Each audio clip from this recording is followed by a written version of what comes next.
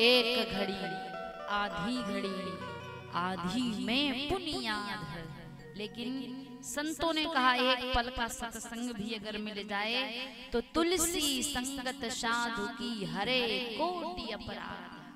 हमारे हजारों करोड़ों पापों का हरण ये सत्संग के माध्यम से होता है। इसलिए संत कहते हैं जीवन में जितना भी सत्संग मिले कीजिए, क्योंकि कल मैंने आपको बताया था एक होता है कुसंग और एक होता है सत्संग।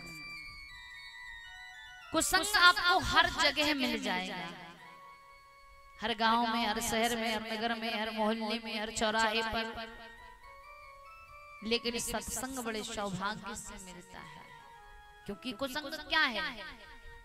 गलत चीजों की जहाँ शिक्षा मिले, गलत बातों को सिखाया जाए, वो कुसंग है। जहाँ व्यक्ति सुमार्ग को छोड़कर कुमार्ग पर चला जाए, वो कुसंग है।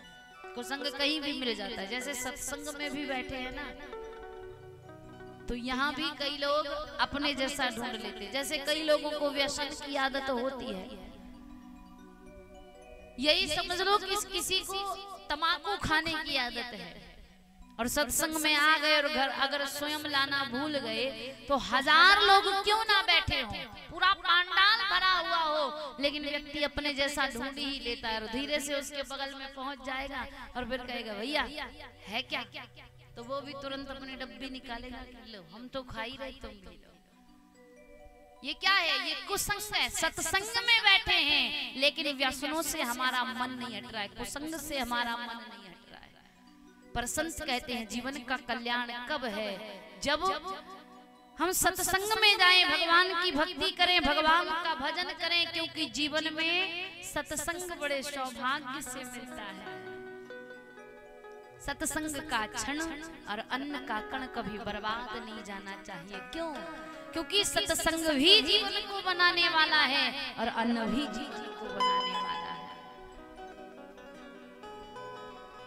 एक पल का सत्संग व्यक्ति के जीवन का परिवर्तन कर देता है और एक अन्न का दाना वो भी व्यक्ति के जीवन को बदल देता है। हम सभी लोग किसान हैं, जमीन से जुड़े हैं, इसलिए अन्न की कीमत को नहीं जानते, फेंकते हैं, थालियां भरी भरी फेंक देते हैं। आज जो बफर सिस्टम चलते हैं ना, बफर सिस्टमों की यही व्यवस्था है, भोजन को बर्बाद किया जाता है।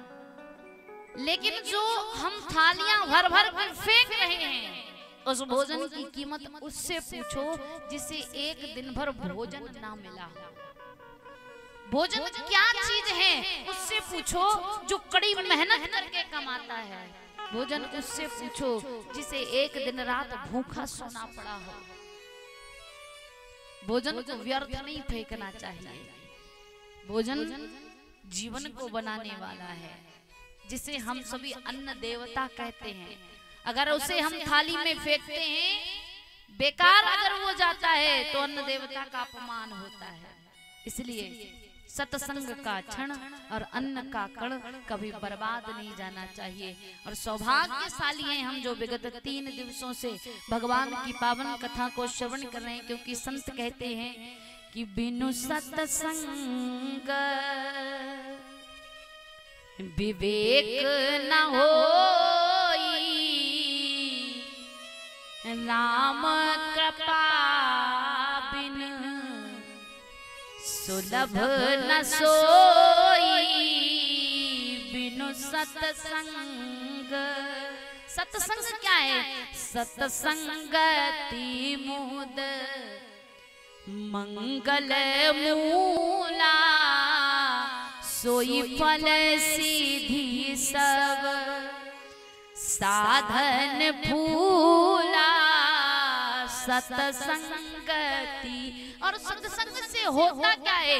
बोले 60 सुधरही सत संगति पाई, पारस परस कुधात सुहाई, 60 सुधरही।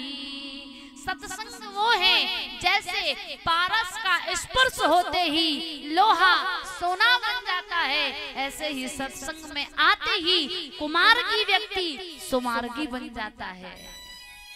ये सत्संग का प्रभाव है।